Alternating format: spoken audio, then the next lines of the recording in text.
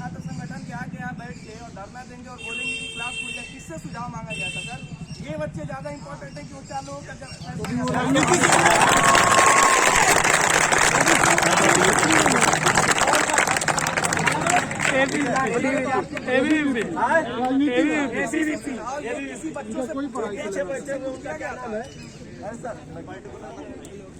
उनसे पूछिए, वो बताएंगे वो किस संगठन के। आप पहले ये बताइए वो किस संगठन के हैं।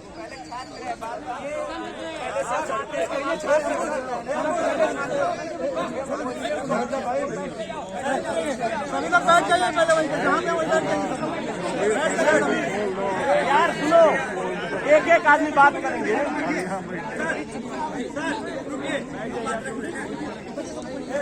सब लोग बैठ जाइए,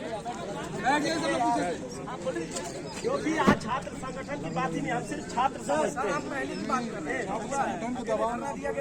सर देखिए, यहाँ किसी छात्र संगठन बैठे हुए सभी लोग यहाँ छात्र हैं, जो छात्र संगठन में भी हैं वो भी छात्र हैं, ठीक।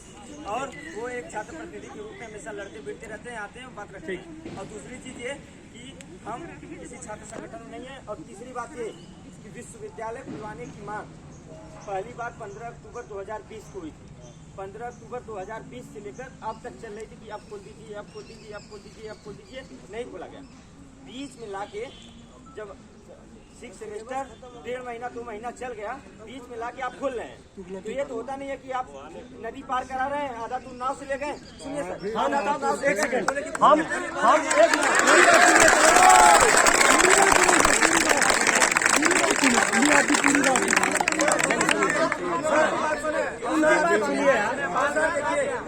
एक एक आदमी की बात करें। हाँ बोलो बाबू। देखिए, साइंस स्ट्रीम के जो लड़के हैं उनके साथ बहुत सारी दिक्कतें हैं इस चीज को लेके, और वो लगातार बैठे हुए थे। हम इस आंदोलन में इसलिए नहीं आ रहे थे कि आप लोग कहेंगे कि पहले तुम ऑफलाइन के लिए बैठे थे, फिर अब ऑनलाइन के लिए आ रहे हो।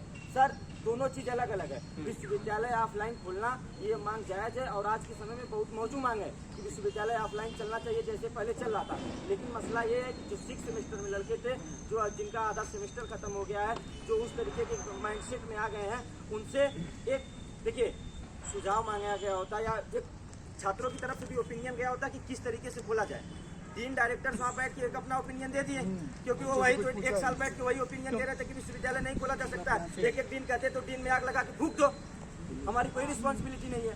डीन डायरेक्टर थोड़ी पेपर दे रहा है। एक सेकंड सुमित, 1 मिनट प्लीज। खुला नहीं खुला, यूजीसी की गाइडलाइन कितने तारीख को आई ये आपको भी पता है। उस गाइडलाइन के बाद आप जब सेंट्रल ऑफिस आए थे तो कितनी संख्या थी आप? 1 सेकंड, हम इनसे बात कर रहे हैं, थोड़ा सुनिए आप प्लीज। नहीं ए बाबू सुमित, बस इतना बताओ कितनी संख्या।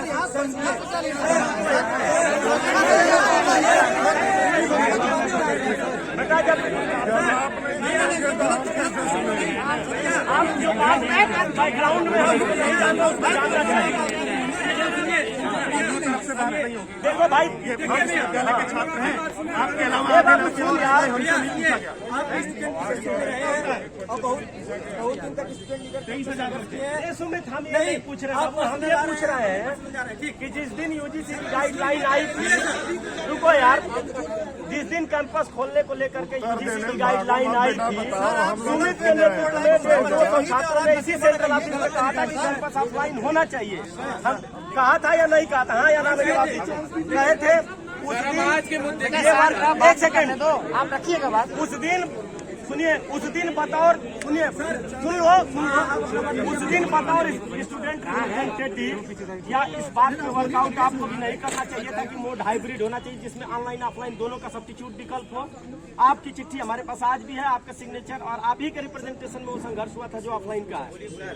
मेरा ये कहना है कि क्या उस रिप्रेजेंटेशन में एक बार आपको जिस ह्यूमैनिटेरियन ग्राउंड की बातचीत आज हम कर रहे हैं, बतौर स्टूडेंट लीडर एक बार स्टूडेंट कंसर्न को साथ में लेकर के उनसे बातचीत करके वो ट्रस्ट लेकर के जब 150-200 के साथ आए थे तो ये हाइब्रिड मोड में जिसमें ऑनलाइन ऑफलाइन का सब्स्टिट्यूट विकल्प नहीं चाहिए था। इसी चीज को हम एक चीज आपको इसमें कंफ्यूज करते हैं ना। हाँ देखिए, वो ज्ञापन दिया गया था, ज्ञापन के बाद कहा गया था कि आपकी वाइस चांसलर से बात कराई जाएगी और आपके पास जो सजेशन होंगे कि वो आप वाइस चांसलर के पास रखिएगा, आपकी जो मांग होती है आप वाइस चांसलर के पास रखिएगा। और 2 दिन बाद उसमें से कोई बच्चा वाइस चांसलर के पास नहीं पहुंचा, आप ये कैसे कह सकते हैं कि लेकिन ज्ञापन में लिखित आपसे बिंदुवार डिमांड मांगी गई थी, उसमें एक भी जगह हाइब्रिड मोड के लिए आपने नहीं लिखा। चाहे तो हम ज्ञापन अभी पढ़ दे सकते। हम सिर्फ सुमित की बात कर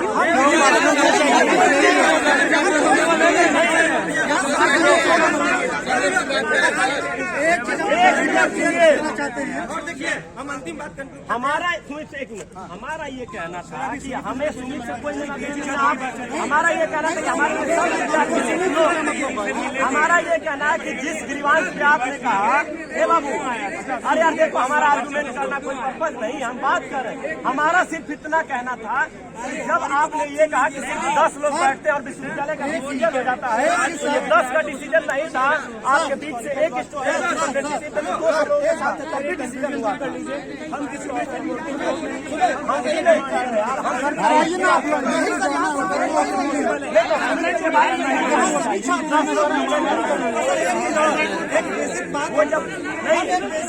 वो जब बैठे हैं वो लीड कर रहे थे तब हम बात की। आप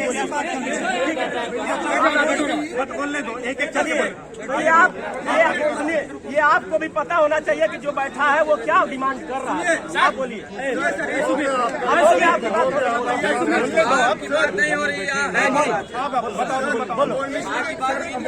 साइंस डिपार्टमेंट। सर हाँ बेटा बोलो तुम। सर सुमित भैया हमारा पेपर नहीं दे रहे सर। हम लोग 2 महीने से क्या नाम है जैम का पढ़ रहे हैं, इसका पढ़ रहे हैं सर। हमारे फाइनल सेमेस्टर में बहुत पेपर्स देने हैं, मेरे पास बहुत पेपर है सर। अब तो पहले स्टार्टिंग में कहे थे कि ऑफलाइन ऑनलाइन चलेगा, ऑनलाइन चलेगा। अचानक से आप आगे कहते हैं कि ऑफलाइन ले लो। सर हम बस एक क्वेश्चन पूछना चाहते हैं। उन्होंने सर एबीवीपी वाले भैया ने ये बोला कि ऑफलाइन कराया जाए। उन्होंने ये कभी नहीं बोला कि सर ये कभी नहीं बोला कि ऑफलाइन पेपर हो। सुमित भैया ने बोला कि क्लास ऑफलाइन हो। अभी भी सर हम लोग क्लास जाते हैं तो क्लास में सर लोग क्या करते हैं, हमारे जो पीडीएफ बनाया है सर ने जो पीडीएफ बनाया पीडीएफ चला देते हैं। यार हम सुमित की या किसी परिषद की बात नहीं, हम ये कर रहे हैं। बैठो यार, ये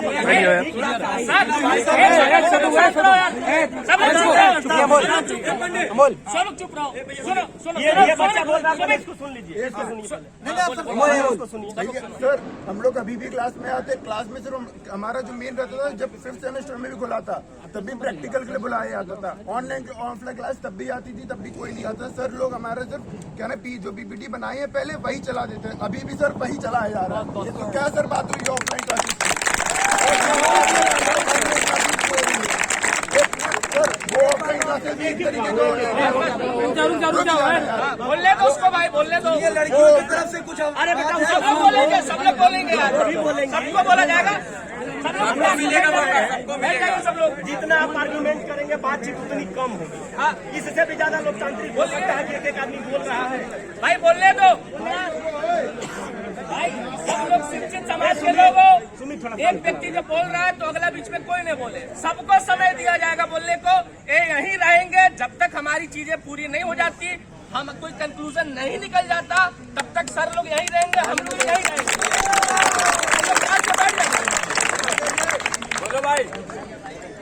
सर हमारा सर ये दिक्कत है, आप हमें ऑफलाइन बुलाए हैं, क्लास में हम लोग जा रहे हैं, वहाँ पे भी सर वही हो रहा है ऑनलाइन। देखिए एक बात साफ साफ सुनिए, अगर आप शांत नहीं रहेंगे, आपके बीच से कोई भी बच्चा जो आपकी बात कह रहा है, हो सकता है कि उनको वही बात करनी हो, इनको यही बात कर। जब किसी ने एक बार कह दिया तो वो चीजें रिपीट ना हो, बारी बारी से सुनिए। हो गया, बैठिए भैया अब उसमें से बच्चियों में से एक सुन लीजिए। एक बेटा किसी कौन बोलना चाहिए, बोलना चाहे बच्ची बोलो,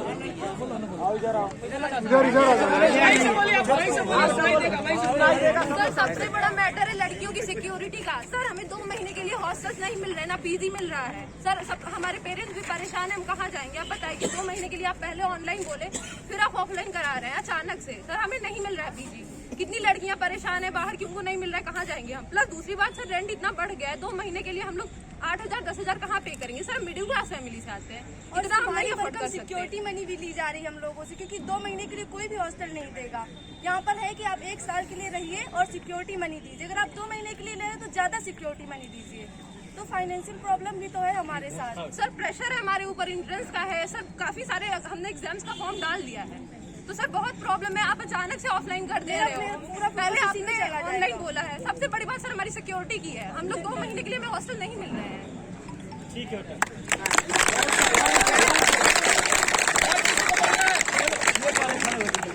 सर 2 महीने में हम लोग का एग्जाम आने वाला है और उसके साथ ही हम लोग का जून में एंट्रेंस होगा, तो हम लोग अपना एग्जाम का सेमेस्टर का पढ़े कि एंट्रेंस का पढ़े, और आने के लिए शिफ्टिंग के लिए भी हम लोग को टाइम लगता है।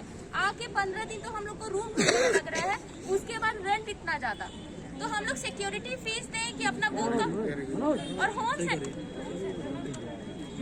हाँ, और एग्जाम भी तो हम लोग एंट्रेंस का अपना, उसके बाद एमए के बाद किसी को गवर्नमेंट में जाना है, किसी को हर चीज करना है, तो सब अपना अपना डाले हाँ होम सेंटर डाला, तो यहाँ पे हम लोग 2 महीने के लिए आए, फिर अचानक से बीच में एग्जाम आ रहा, हम लोग दौड़ के जा रहे हैं एग्जाम देने। सर फिर यहाँ ही नहीं दे रहा, कोई हॉस्टल नहीं आता, 2 महीने के लिए कोई हॉस्टल नहीं दे रहा है, तो हम लोग कहाँ रहेंगे? सबसे बड़ी प्रॉब्लम डे स्कॉलर की है। साथियों सभी बैठ जाइए, आइए बैठ जाइए, सब लोग बैठ जाइए।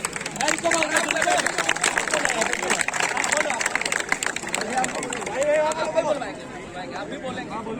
देखिए, हमारा देश इतना नहीं है कि हमें बीएससी करना है, हमें बीएससी के आगे के बारे में भी सोचना है। अभी बातचीत कर रही हो, थोड़ी दूरी बना सकते हो।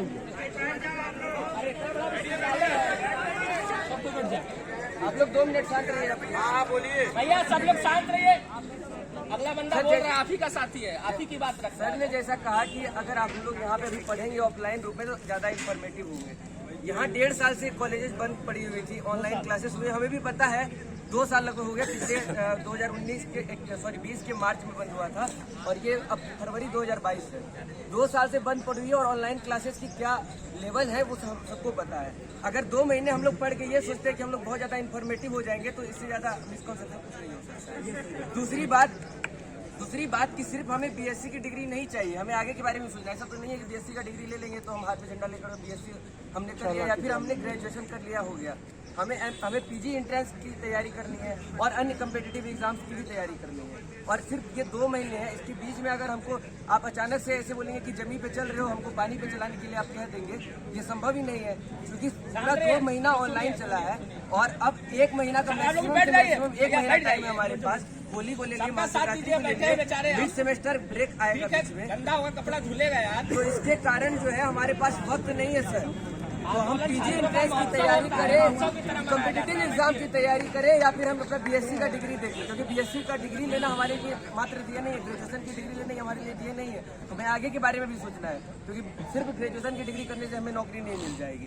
तो आप ये चीज़ देख लीजिए सर कि चूंकि सेमेस्टर ऑनलाइन हो चुके हैं 2 महीने और बाकी के सिलेबस आप कह रहे हैं कि 2 महीने में हम कंप्लीट कर देंगे, आप स्टार्टिंग से शुरू भी करिएगा, तो आप ये सोचिए कि छात्रों पर कितना प्रेशर पड़ेगा। जो हमारे सब्जेक्ट के टीचर होंगे, जो फैकल्टी होंगे, 3-3 घंटा 4-4 घंटे क्लास लेंगे, तो हम बाकी की तैयारियां कैसे करेंगे? चलिए, हो गया।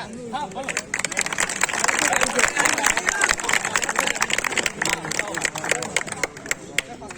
सॉरी, मेरा हिंदी उतना अच्छा नहीं है, अंग्रेजी में बोलो। हाँ, जो है बोलो यार। दिक्कत ये है सर, हम लोग डीएसटी से mathematics and computing final year से हम लोग का बहुत लोगों की इंटर्नशिप मिला है सर, लेकिन पहली इंटर्नशिप तो वर्क फ्रॉम होम, लेकिन आप जो इंटर्नशिप मिल रहा है सर उधर कंपनी में जाके करना है। तो दिक्कत ये है सर, कैसे जाओ, डीजल की क्लास चल रहे हैं और जनरली 2 महीना बाकी हम लोग के एग्जाम सर। डिपार्टमेंट में जब हम लोग बात कर रहे थे, सर कह रहे थे अब नहीं हो, तो इंटर्नशिप नहीं होगा तो सर सीबी में क्या लिखाएंगे, इन फ्यूचर क्या लिखाएंगे? क्योंकि हम लोग का इंटर्नशिप आपका क्लास के उससे हो रहा है या नहीं सर, नहीं पार्ट होता है ना बेटा, ये इंटर्नशिप कौन सा वाला इंटर्नशिप? जॉब के लिए ऑफ कैंपस है, करिकुलम का पार्ट है। Is it part of your curriculum? Curriculum का पार्ट है या मतलब ये जो कोर्स है नहीं है। जैसे कई डिपार्टमेंटों में जो इंटर्नशिप होती है उसमें ये है कि 4 क्रेडिट का एक कोर्स ही है जिसमें आपको मैंडेटरी है कि ये करना, तो वो कोर्स का हिस्सा है या आउट ऑफ द कोर्स?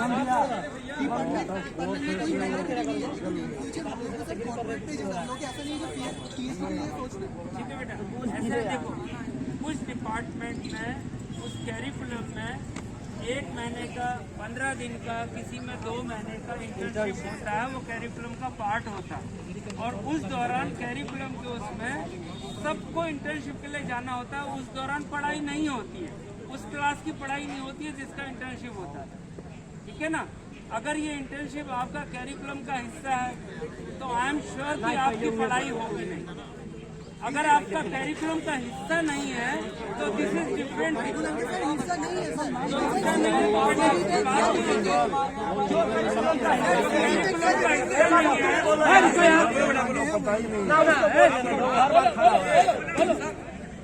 बोलो बाबू। छठवां सेमेस्टर है सर, आप बोले हैं कि आप लोगों को अपना करियर देखना चाहिए ऑफलाइन एग्जाम देके। छठवां सेमेस्टर है, एक सेमेस्टर पढ़ा गया, एक सेमेस्टर एग्जाम दिया गया, उस समय हम लोगों को भी चिंता थी। कोरोना ऐसी चीज है सर, सबको इस तरीके से ढाला है कि सबको ऑनलाइन में आना पड़ा है, चाहे प्रशासन हो, चाहे एजुकेशन सिस्टम हो, चाहे कुछ हो।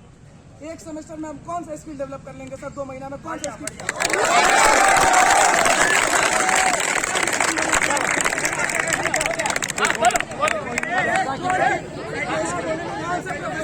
अरे क्या बात कर रहे हो बेटा उसको? पेपर नीचे यूपीएससी के मेंस में लिखना रहता है सर उतना ज्यादा, तो बच्चे 1 साल से प्रैक्टिस करते हैं, हम 2 महीने में 6 पेपर लिख के कौन सा स्किल डेवलप कर लेंगे?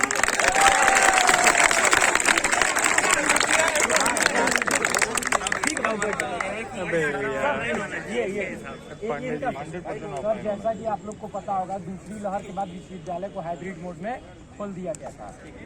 विश्वविद्यालय खोल दिया गया तो हम लोग की कक्षाएं ऑनलाइन चलती थी, प्रैक्टिकल ऑफलाइन मोड में होते थे।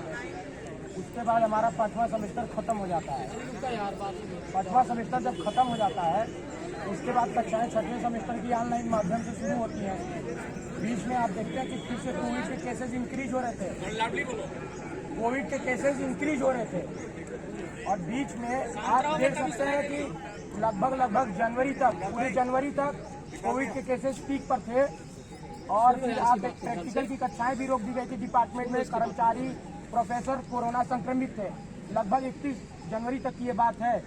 उसके बाद अचानक से 5 या 6 फरवरी को ये नोटिस आता है कि आपका कैंपस खोल दिया गया। तो कैंपस खोल दिया गया किसके कहने पर? 31 जनवरी तक तो आपके डिपार्टमेंट में कोरोना था, और क्या 5-6 जनवरी से क्या वो वैक्सीन मतलब हवा में चल रहा है क्या? कि मतलब यार ऐसा ना बोलो यार। ये बताइए। लेकिन विश्वविद्यालय का एक अपना नैतिक जिम्मेदारी भी है कि 31 जनवरी तक आप छात्रों को कुछ क्लियर नहीं करते हो, प्रैक्टिकल कक्षाएं रोक दी जाती हैं। उसके बाद आप अचानक से 5-6 फरवरी को खोल देते हो, क्या हो तुम लोग यहीं तो मरो। अरे ये कोई मतलब नहीं होता है।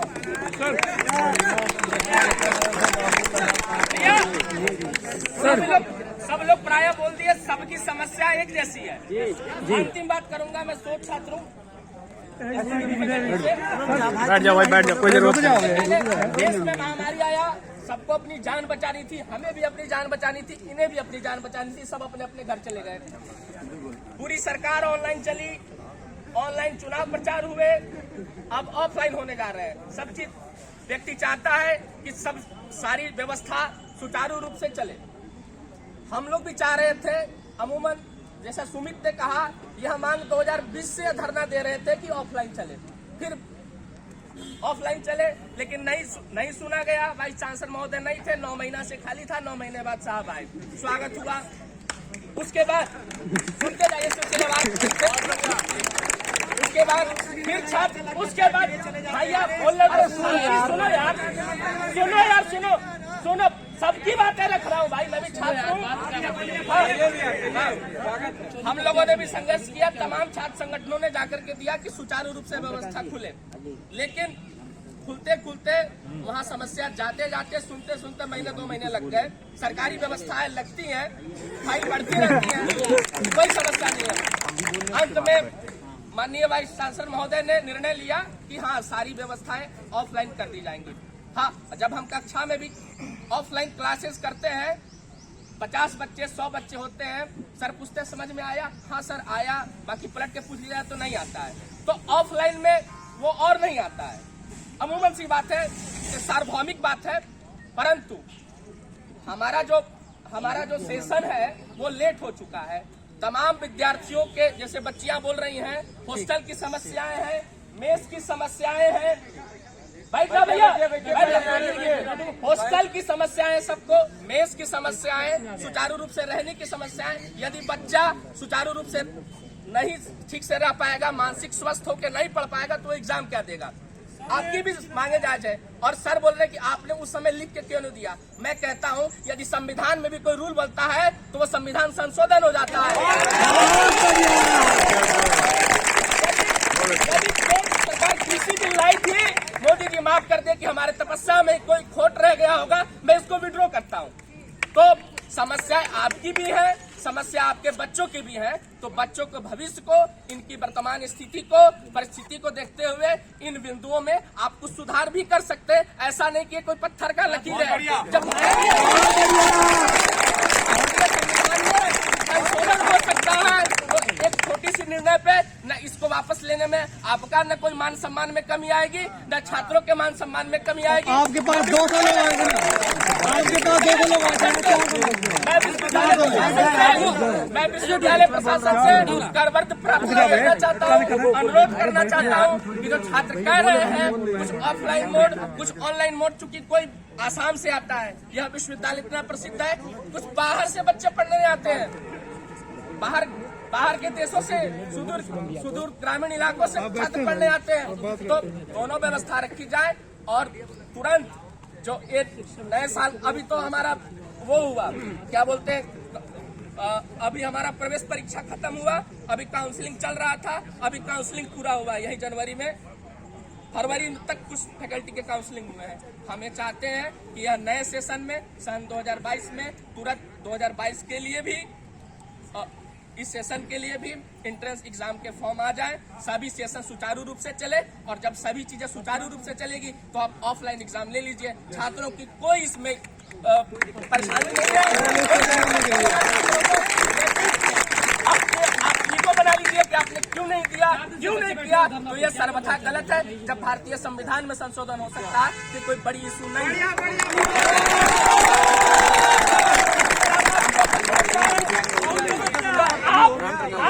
आप लोग सब लोग यही डटे रहे, इन्हें समय दे दीजिए, ये सारे डीन डायरेक्टर को बुला करके बैठा करके मीटिंग करके निर्णय ले ले, तब तक कोई छात्र यहाँ से नहीं जाएगा।